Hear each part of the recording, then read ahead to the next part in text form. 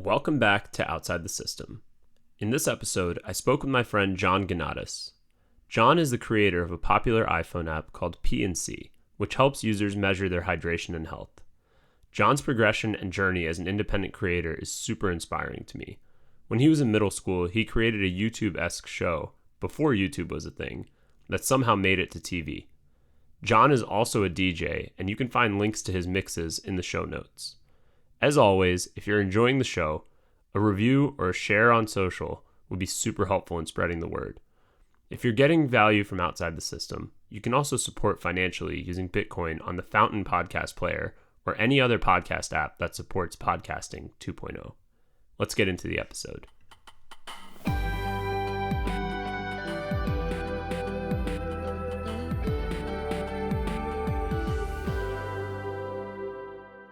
John, we're finally doing this. I know I've texted you about this a few times, and thanks for agreeing to come on. Absolutely. Glad to be here. Yeah, so I don't know if you would agree with this, but I think of you as one of my most outside the system friends, just given like there's the things that even you're working on right now, like the stuff that we talk about, the way that you made, I would say like maybe $1,000 a day or $800 a day by walking. Like there's some cool, we'll get into that story. But just like your way of kind of operating and living is just not how, I would say a typical person in our generation, kind of operates. And so I like, you're just kind of one of my friends that I always look to for outside the system ways of living. So um, with that, would love to kind of dive into what you're working on right now. Your app, which I always feel funny when I say this out loud, but PNC, which is super interesting. And actually, when I first heard about it, I was like, I don't understand what the purpose of this is, but it actually makes a ton of sense once you understand it a little bit better. So yeah, I'll let you kind of introduce that. Yeah, sure. So P and C, PEE ampersand SEE. It's the number one app. It's a water reminder app and hydration monitoring app. And we can get more into the details, but basically, I was getting headaches all the time. There are a ton of apps that help people drink more water, but they're based on how much water you drink. And so I was sitting there with a headache one day years ago, probably in 2015. And I was thinking about those apps and thinking about, well, I think I'm getting headaches due to dehydration, but all these other apps require tracking my water intake. And, that's hard. I'm not drinking out of a graduated cylinder or something. I don't know the exact measurements of water that I'm having. And plus, if I'm going in a sauna or I'm going for a run or it's, really hot out, I'm going to need more water than, days where I might just be kind of sitting around and doing less. So I had the idea, how about I make an app that reminds me to drink water when it's been a long time since I peed? So that's the basic idea of the app is that it reminds you to drink water when it's been a long time since you peed. I kind of just came up with it that way as just like a simple idea that I wanted to build for myself. I started it as a Rails app, so it was a website, and instead of notifications, it would just email users and say, "Hey, it's time to drink some water." But it was a minimum viable product just to test the idea on my own. So then I made it so people could make accounts and gave it to some friends, and people seemed to love it. So even after a couple of weeks, I thought, you know what, I'm going to make an iPhone app, and it was only my second iPhone app. And a lot of my iPhone development skills I've learned to build this specific app. Um, but basically, I built the first version of it and then put it out there, and people started using it, and they really loved it. So it kind of went from there. And now, years later, I've noticed that there are a lot of people using it. They're very engaged. It was always a side project to me. It was just like a fun thing I made just for myself. I put it out there. People started to use it. I started to hear from users who really loved it, and it was really improving their health and improving their lives. And then I heard from a hydration researcher who spent his whole career researching hydration specifically for sports and really just in general. And he reached out to me to say, you nailed it. Like, this is exactly the type of thing. This is a better way to track somebody's hydration than tracking water intake. And he said it's for most people, it is possible to drink too much water. It's not telling you, you should always drink water when you get this notification, but it's meant to keep you more in tune with your body than these apps that are just about water tracking. And Yeah. the reason why I thought about that is that it's so much easier. You just tap one button every time you're walking to the restroom, and it reminds you to drink water when it's been a long time since you peed. Yeah, and it kind of closes the loop. Like you always hear like, "Oh, drink like 8 glasses of water a day or whatever," right? But like that doesn't actually take into account the how much is exiting your system. Like your point about like if you go to the sauna or you have a hard workout versus the days you're just kind of sitting around, the water intake shouldn't be the same because your output isn't the same either. It's like if you run a marathon on one day and you sit around on your couch the next day, it's like your calorie intake probably shouldn't be the same either.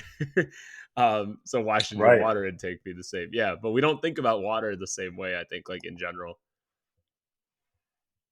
Yeah, and I've linked to some studies in the app that support the thesis of the app, but really, it was out there for probably about 5 or 6 years, with some users that have used it that entire time. There's a leaderboard where you can go look in the app and see people's streaks, and some people are on a 2,000 plus day streak, Wow, so you've and like gamified it. yeah, yeah. So, and that's it's I need to be very careful about that because I don't want to reward people for logging peas or peeing all the time because that's not the point. I don't want people to get injured because that is actually an issue. Is you can drink too much water, especially if you're not having enough salt. And I plan to add more education around that to the app. But yeah, so I saw that I had something pretty sticky where people seem to love it. And I hear from users all the time that enjoy it. So a couple of years ago, I actually decided to take it a bit more seriously and really focus on it. So it was pretty much a side project that there were years I barely touched it at all. And it was just out there with people using it. But now I would say about 2 years ago, I started really focusing on it as something I really wanted to pursue. And now this year, specifically in 2023, I've made a ton of changes, and there are a lot of big changes coming in the next couple of months that are really going to make it a much better app experience. Did you see something that made you want to commit more to it? Like what led to that shift between side project to something you spend more time on? Oh, there are a lot of things about it. So, one thing I would say is the reviews. So, it gets a lot of good reviews. And I went to the Apple Developers Conference in 2019. It was the last one that was actually in person, WWDC out in San Jose. And that's an opportunity to actually talk to some of the engineers at Apple. And I was over at some of the labs there, and I was talking to people on the Apple Watch team. And ever since 2014, 2015, when, the first, I think it was around then when the first Apple Watch was announced and then actually came out, I thought, wow, this would actually be the perfect platform for my app because um, it's such a quick interaction, and they always stress that is that hey, within 3 seconds you should be able to do an interaction on an app. And so I was showing it to some people that are actually on the Apple Watch team, and they loved it. And so that was kind of one signal that was early on where I thought, huh, maybe I have something here. Another thing I mentioned is the streaks. There are uh, hundreds and hundreds of people with there are there are thousands of people with like a streak over 7 days, and I just thought that it was sticky in that sense that um, people are really using this app, and they stick to the habit, and it helps them form a habit. And I like to think of it like there are all these games that people are playing all the time that form these you know habits where they're addicted to this game. Well, how about if I make something that helps people form a good habit? So it was a combination of emails from users. It was the reviews in the App Store. It was seeing the long streaks. And I really love the process of iPhone app development. I have several other apps, but because of this one, I just thought because it has so many people that are benefiting from it, I really wanted to focus on it. Yep. And yeah, so that was really, I think that's what it was. Combined with it's a great creative outlet. I love the process of putting something out there, letting people use it. I hear back from users, and some of the best ideas I get for the app and the direction I take it is from users. Yeah, and I actually want to go back to the habit formation thing. I mean, this is a great example of like, I don't even want to say gamifying, but this idea of streaks, like people seem to really like that in general. Um, but then both of us were into, and I got into it because of you. It's always going to blame me for this, but Steppen, which was well, I'll let you talk about it, but I actually think that's a great example of of good habit formation using incentives and gamification. Not saying you're doing that with PNC, but it's kind of actually a really interesting highlight because it made me, and I think it did this for a lot of people that used it. It turned like walking into like a daily habit, where I wouldn't say I had that habit before. I always enjoyed walks, but I wasn't like I would just go on a walk every day. Like it would just be one of those things that if it happened, it happened. And this really kind of turned it into like not just a daily habit, but like something you were always kind of thinking about, like, have I used all my energy for today? So, yeah, I guess like, do you see a parallel between those two things? And did that, teach you anything or influence the app at all? Obviously, you're not doing a crypto thing, but Uh, just want to see if there's like a connection there. I wouldn't say that influenced PNC directly, um, but there are a lot of apps that keep track of a streak. Like Duolingo, for example, is I heard a great interview with the founder of Duolingo. He's actually a professor, or I don't know if he's still a professor at CMU, but Yeah, yeah. I don't know if when he I was still is. living Yeah, in but yeah. when I was living in Pittsburgh, I actually went to a presentation in 2010 when he was launching Duolingo, and I always thought it was a great idea. But then I heard him on Tim Ferriss's podcast, and that was actually another signal with my app that made me really want to pursue it because that was something he talked about on that interview. I would recommend it too to anybody who hasn't heard that interview. It's very good. And if you're not familiar, Duolingo is a free language learning app, and so he knew that they were onto something when they had people with a streak over 1 year. And so when I heard that, I thought, wow, well, I have people with a streak of 4, 5, 6 years. Maybe I should really pursue this more because honestly, in my opinion, it's a pretty crappy app. It still is. And there's so much I want to change. There's so much in my head that I'm still trying to get into that app. And I think so anybody it's who really creates been, anything though feels that way.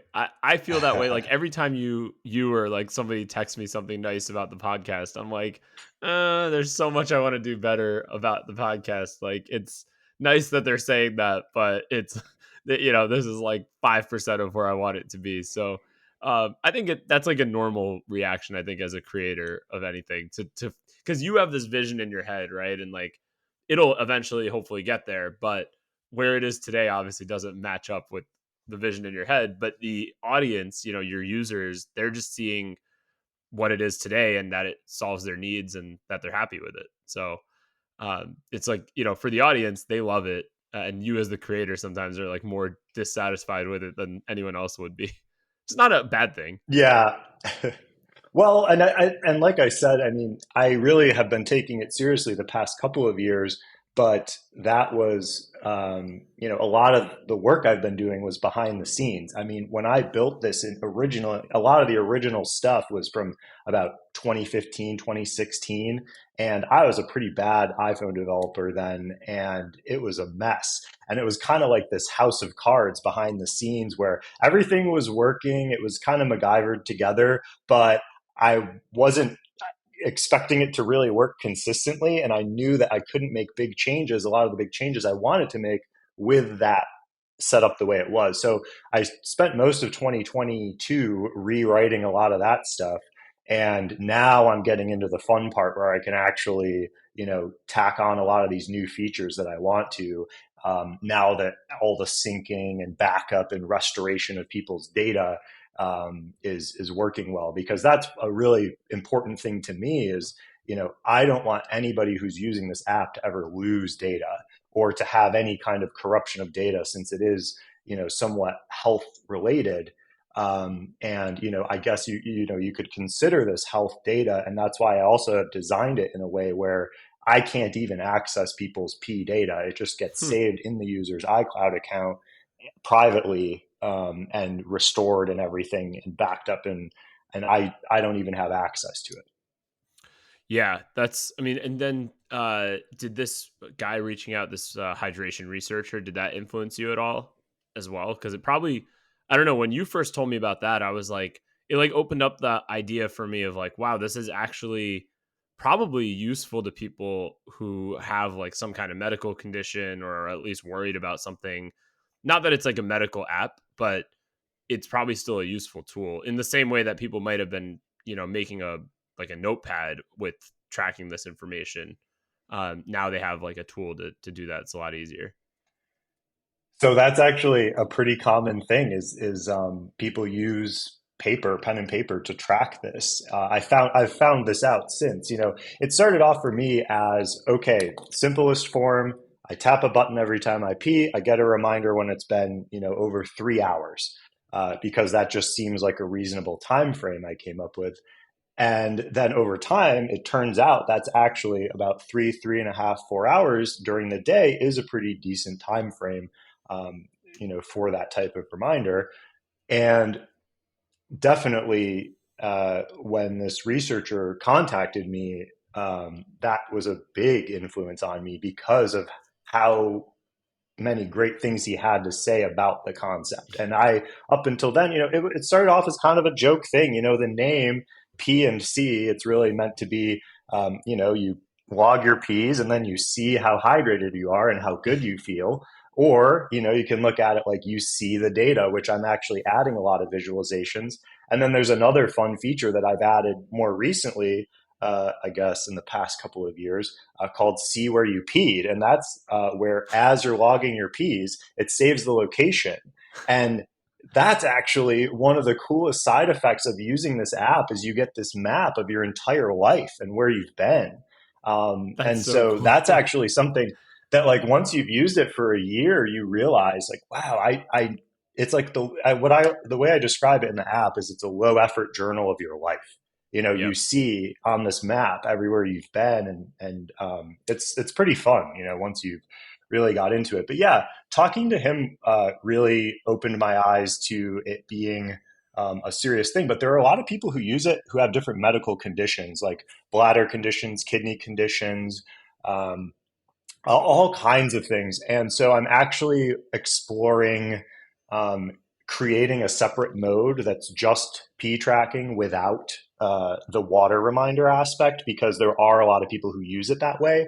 But really, at the end of the day, what I'm focused on is I want to get, this is a meaningful thing for me to work on, because I know it's helping people stay more hydrated from the people that contact me.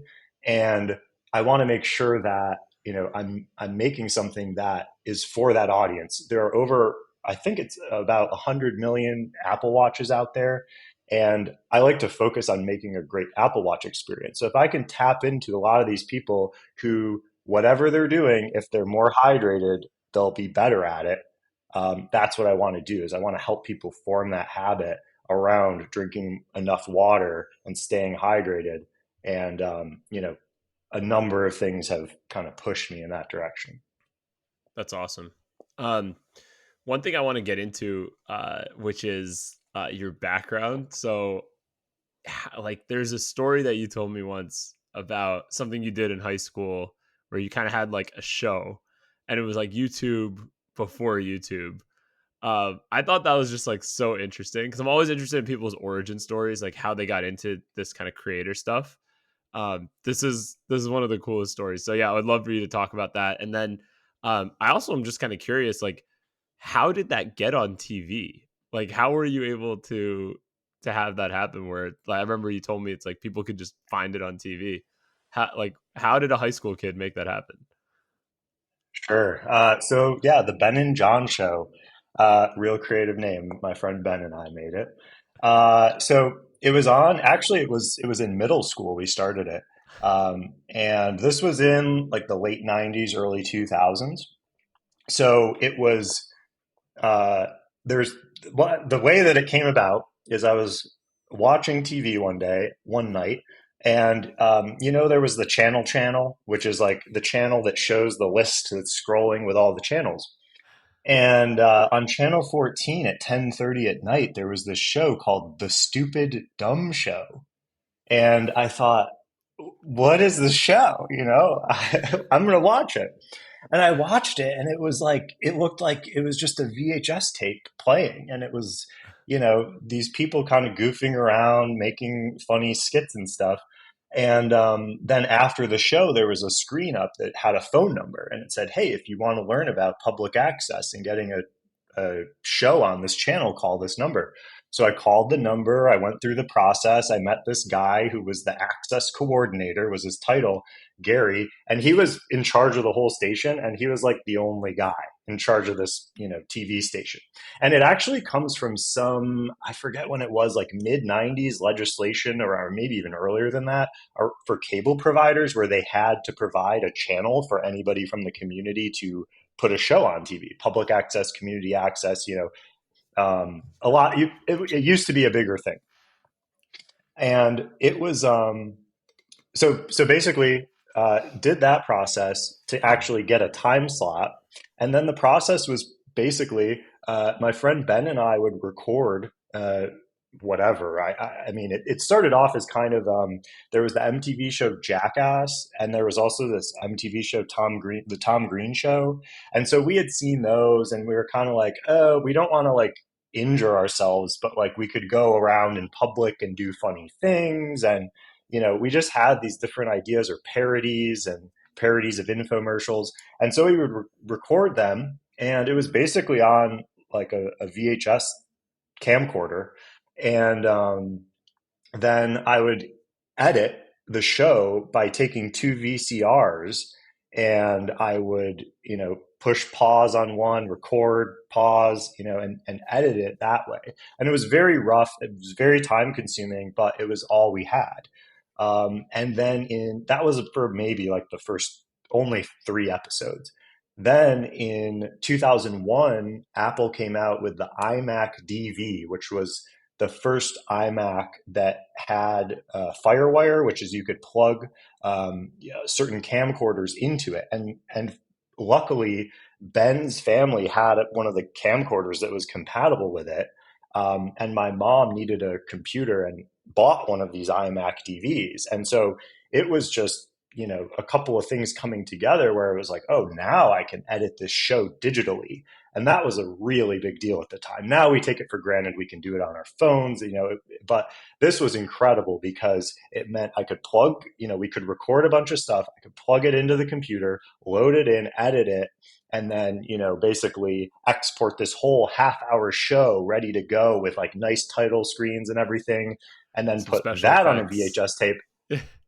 Yeah, minimal special effects. If you look at the first iMovie, it was crazy. But then the process was to put it on a VHS tape at the end of this whole thing. And then my mom would give me a ride out. It was maybe like 20 minutes away to the cable like building where they broadcast it. And there was a cupboard, and you'd open the cupboard, and there was a shelf for each day. So Monday, Tuesday. So I'd put it in the Tuesday shelf, and it just had the name of the show on it. And when it was 9:30 on Tuesday night, someone would take it out of that shelf and put it in a VCR, and it would end up on TV. So it was on channel 14, and so people would be channel surfing, and they'd find this show and Yeah, and because just be 14's a going, pretty like, low. what? 14's a pretty low number. Yeah, Like, it's pretty easy and to this is land on when 14. it was when there were maybe 100 channels at most, so people would hang out in those low channels and find it. And it was really fun because we would get recognized around the area because people would just find it and watch it. And I think we were also kind of ahead of our time because this was in like, 2002, 2003, and we had a website and an email address. And so we would show the email address on the show and say, hey, write to us. And then we would read the emails. We would have an email Oh segment wow. where we would read email on the show. And again, this was all before YouTube. Like you couldn't really publish video online very easily or inexpensively because YouTube didn't come out until like 2006. Right. Wow, you had like the No Agenda show before the No Agenda show. No. No, because you know how like they read out emails on air. I mean, so Yeah. many people do that. That was smart. Did you guys like come up with that yourself, or did you like see that there was another show doing something like that, like the email thing, like the website and email thing? Because I feel like that was so early on in the history of the internet that for like a middle school, okay, if somebody did that in like 2012, it's like, all right, yeah, everybody's doing that at that point. But like 2002, I mean, I remember it wasn't like a simple process to make a website, and even like No, it for a middle definitely school wasn't. kid, yeah. It was just like HTML that I was No, that's editing what I in a mean. text Yeah. editor. Yep. Yeah. No, that's what I mean. It wasn't like you I could was just just spin up a page in like 30 seconds. Yeah, I was just really into, internet stuff and computers. And I don't really remember how we had the idea. I think it was maybe just something that we had seen on like actual TV shows, where they have an email address and you can write to them. I can't really remember the origins of the email segment, but I think we just started including the email address in the credits at the end. And then at the Yeah. point we were starting to get enough emails, we thought, well, it's pretty tough. This is the other thing we found out pretty quickly. It's hard to fill half an hour of TV.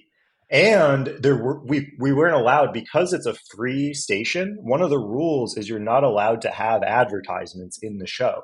So Oh, we interesting. we would have commercial breaks and it would just be our parody ads. But we didn't there were no real commercials. It was we had that full 30 minutes to fill, and sometimes we couldn't, and I'd put like 5 minutes of the logo of the show at the end. But we'd usually try to fill as much as we could of that half hour. Yeah. Well, too bad value for value didn't exist at the time. Because that would have been Yeah, cool. Well, it probably wouldn't have been allowed on a public access anyway, but um yeah. I don't know, but it really it was fun because it really evolved over the years. Because then Final Cut Pro came out, and I got into that, and then it was pretty funny too because I just learned all this on my own from playing around, which is like growing up. I was always on the computer. I get a new application on the computer and go through every single menu and preference and see what everything does. And so it was actually when by the time I got to high school, I was pretty good at all of this. And I remember like my junior year of high school, there was a media production class, and the teacher would look up my schedule and like come to whatever class I was in. And, or actually, it was even earlier, freshman year. I remember I was in earth science class, and he would come knock on the door and say, hey, can you come like show someone how to do this thing? So it was funny that he was like pulling me out of class. And then I got in trouble. I forget what year it was. I got a bunch of 5 o'clock detentions where you have to stay after school until 5 o'clock because there was a guy for Halloween. He was Party Boy UK from Jackass, or Party Boy. The guy that would like rip his pants off and he had a thong under and would like dance around. Do you remember this? No, It's from a long I time ago. don't. Well, he was that for Christmas, or for sorry, he was that for Halloween, and someone recorded it, and he did that in front of the whole school, ripped his pants off, and was dancing around the vice principal. And I put the video on the internet.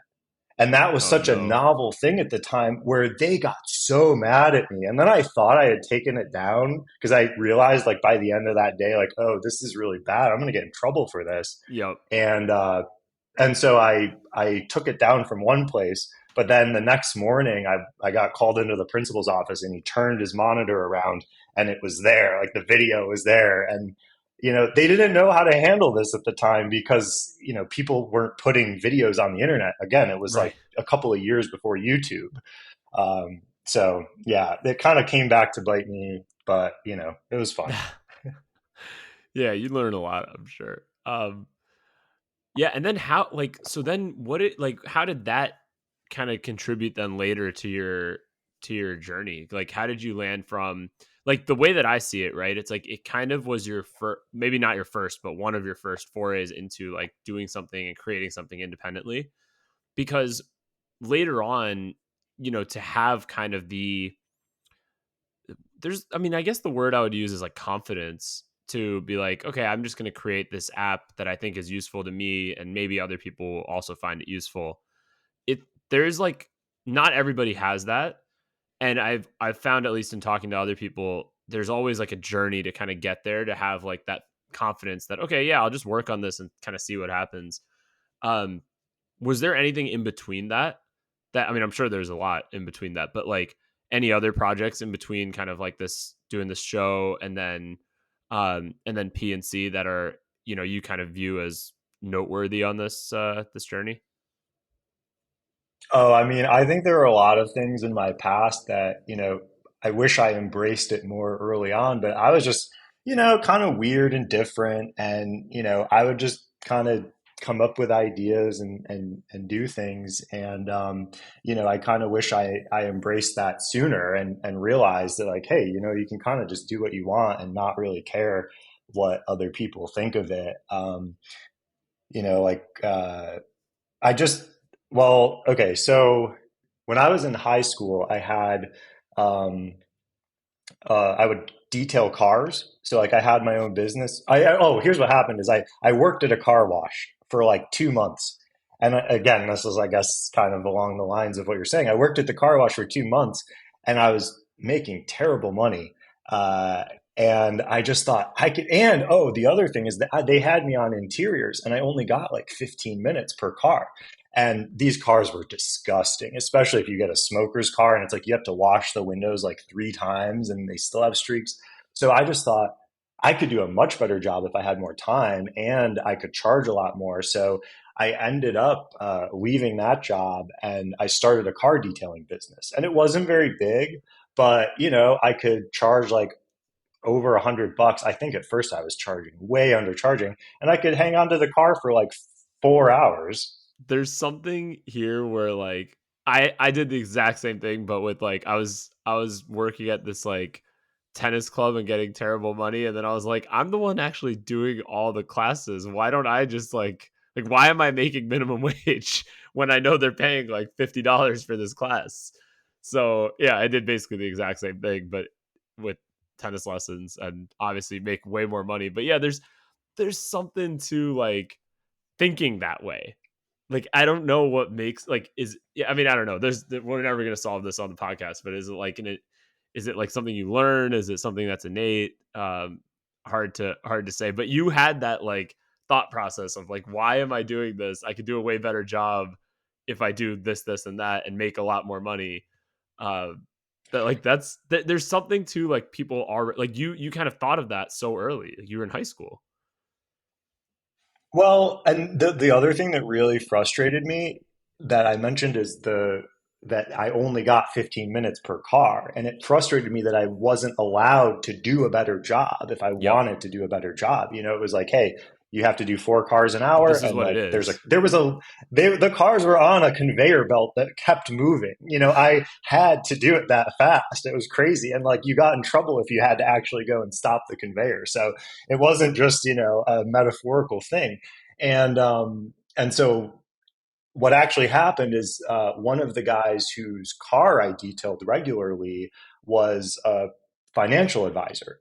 And his daughter had been working for him and she had an injury. So she had to be out for a while. And so he was a little bit short staffed. And so he asked me, he was like, hey, do you want to come work like as my intern at the office? And so I did. This was when I was in college, actually. And so that I think was a very foundational experience because it showed me that I don't want an office job. Like I don't want a 9 to 5 because it was like, I go in, have to get there by 8 o'clock, I have to wear a tie to work, like, and then what really did it for me is we were, this was on like the 18th floor of a building, so not super high up, but I was looking outside at the clouds and like on a beautiful summer day, and I was just thinking, oh no, is this what happens like after college? Is all these people just have to come to this office and be here all summer, all day on all these beautiful days? And I just thought, I need to find a way to not have to do that.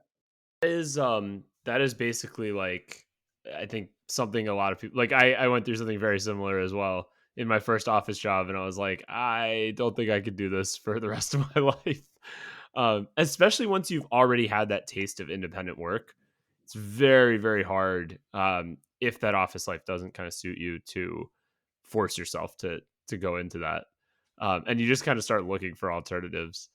Um, yeah, I think, I mean, what, like, pivoting a little bit back to PNC, the other thing that I've been impressed by is, and everybody, I'm not knocking people who raise money, but people who have kind of maybe bootstrap something to a moderate level of success, often the first thing they think about is like, oh, I can go fundraise now and like build a team and like do all this stuff. And even if they don't fundraise, they often are making enough money to like hire somebody. And you've really kept it like an indie business where you're the only person, at least as far as I know, you're the only person. You're not fundraising. Like, you're really building it. Not just you're building what you want, you're also building it in the way that you want. And I think that's kind of inspiring. Like, is that something you're consciously doing? Like, you're making sure you're trying to build the business in a way that also lets you live the lifestyle that you want to live. Yeah, absolutely. I forget where I heard this recently. I think it was on Balaji's podcast, the Network State podcast.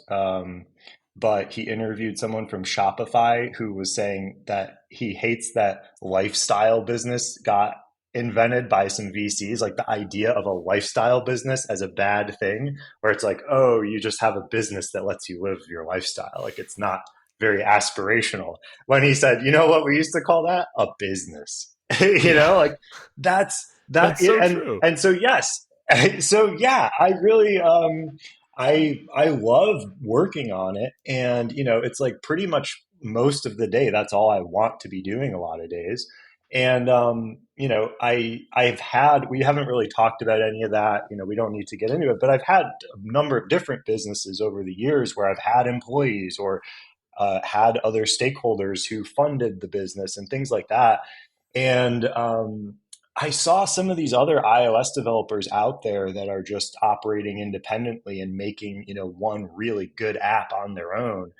And, for example, Slopes. I'm a snowboarder, and there's this amazing app, Slopes. And when you go to any ski resort, so many people are using this app now. And it's just such a high quality app. And this one guy, Curtis, now he has a couple of people working with him that he's hired, but because it's become so successful. But, he was just building this app on his own. And, there are a number of people like that where I see them and I think, well, if they can do it, I can do something like this and, build it up. And, it's in the past, I thought I wanted to have a big company with a lot of employees, but, you quickly learn, there's a lot that comes with that. I had the state of California coming after me for years because I hired someone part time in California for like half of a year, and I had to pay all these fines and all this stuff, and it's just like there are a lot of headaches that come along with employees and you know like just that whole other stakeholders. And so I wanted to give it a try just on my own and really, be the only decision maker and just, do what I wanted to do. And then also inject some personality into the app. When you use it, it's very clear that it's one person making it. And I even invite people to send me a text. You can message me right in the app if you have questions or if you're having issues, you can send screenshots and things like that. So, No, I think yeah, that's a I mean, great part of the playbook. Ryan Culp did that with FOMO in the early days. Obviously, then it got to a point where it couldn't be done. But he put his phone number on the homepage, and he was like, it was the best thing to get a call because I mean, somebody cares about the product. It's like I think especially Yeah. early days, it's like so necessary. Have you thought about like what happens if you get 10 times the number of users that you currently have? Like, do you think you would ever need a customer support, or do your users know that this is just like a one person team, like it's just you behind it? Like, how much of John do they see as part of the app, or is it like they have no idea who's behind the app? Oh, if you go into the app and go into the settings, like you can get to some sections that, it's just, I talk about that. I say, hey, it's just me making this app, reach out if you have any questions, things like that. So I've tried to add some self-service types of things that I've like what I've seen in some other apps. So there's a detailed user guide in the app that explains all the different settings and how everything works. And I've created that and expanded that over time because it helps answer the questions that I get via email and text the most. So I like that because then people can kind of maybe find the answer themselves before they contact me, or if they do contact me, I can kind of guide them to the right place. But yeah, I mean, I would say that it's a good problem to have if I have too many users emailing me and contacting me. I can always take my the text link out if that becomes overwhelming. Maybe I would hire someone to help with customer service or something like that. Some apps I know they just don't offer customer service. But I like to talk to users. Like I said, it's one of the best ways I find out, especially when I find out people are using it for a way I didn't intend, but then that leads to, future development that makes the app better for everybody. Totally. Yeah, I think that's actually like the best way to learn about what your users want. Like, I think people overcomplicate it. I mean, I guess there's two schools of thought. There's like customers don't know what they want necessarily, or users don't know what they want until you put it in front of them. But then there's also the school of thought of like users will tell you what's missing or what they're hoping the app can do. You just got to listen. Whereas a lot of people and don't listen, and it's probably like a blending of the two. You anticipate the needs, and I think in your case, the other thing that's really helpful for you is that you were actually and are probably an ideal user of this app too.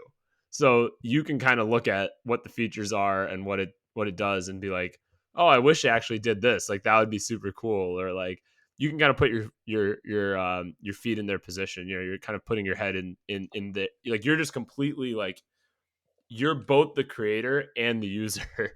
And it's kind of like I've heard similar things from musicians say like as long as they make music that sounds good to them, they are like they know people will like it. Like they're just like, yeah, I know if I like it, then other people will also like it.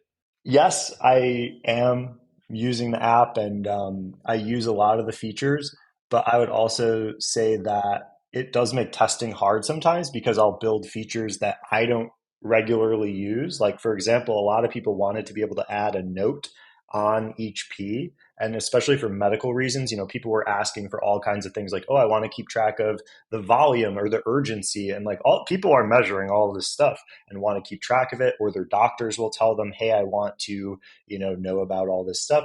And so I don't ever keep notes on mine, so when there's a bug with that, I don't know that unless someone reaches out to me. So I do use and test and enjoy most of the features myself, uh, but yeah, I'm building something that I enjoy and use every day.